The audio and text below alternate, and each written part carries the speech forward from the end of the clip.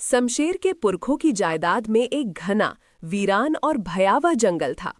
उस जंगल के बीचों बीच एक सदियों पुरानी हवेली खड़ी थी, जिसकी दीवारों पर समय और सन्नाटे की परत चढ़ चुकी थी।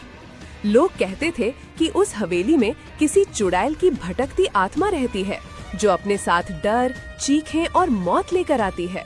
मगर शमशेर इन बातों को अंधविश्वास समझकर हंस देता था। एक दिन शमशेर को उसके पिता की पुरानी डायरी मिली, जिसमें एक डरावना सच दफन था।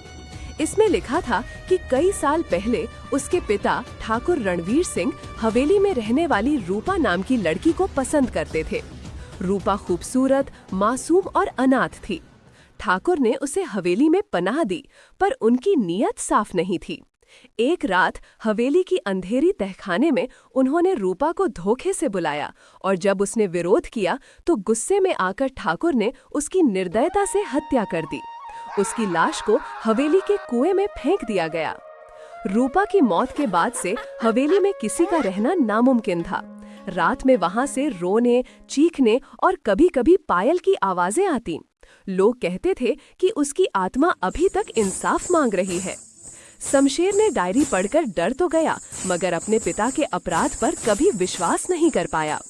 उसने फैसला किया कि वो हवेली जाकर सच्चाई पता करेगा। चांदहीन रात थी। हवेली के चारों ओर काला सन्नाटा पसरा था। पेड़ों पर बैठी कौवों की आंखें लाल थीं, जैसे किसी आग में तप रही हों।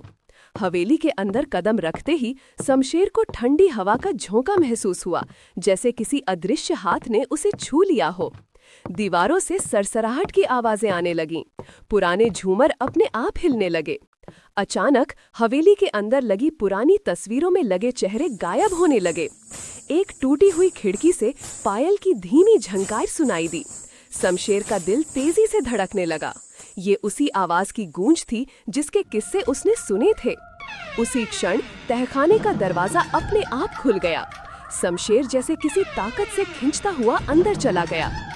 वहां धुंध में एक सफेद साया खड़ा था, लंबे काले बाल, फटे कपड़े और खून से भरी आंखें। उसने कहा, शमशेर, तुम्हारे पिता ने मेरी जान ली, अब मैं तुम्हारी आत्मा चाहती हूँ। शमशेर डर से कांपता हुआ बोला, मुझे माफ कर दो, मेरा कोई कसूर नहीं। चुड़ैल ने धीमे से चीखा, पाप रक्त से नहीं, वंश से उतरता है। अचानक तहखाने की जमीन फट गई। शमशेर के पैरों के नीचे अंधेरा गहराने लगा।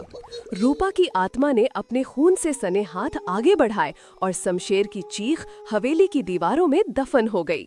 आज भी लोग कहते हैं कि हवेली में एक नई पायल की आवाज गूंजती है। वो शमशेर की है।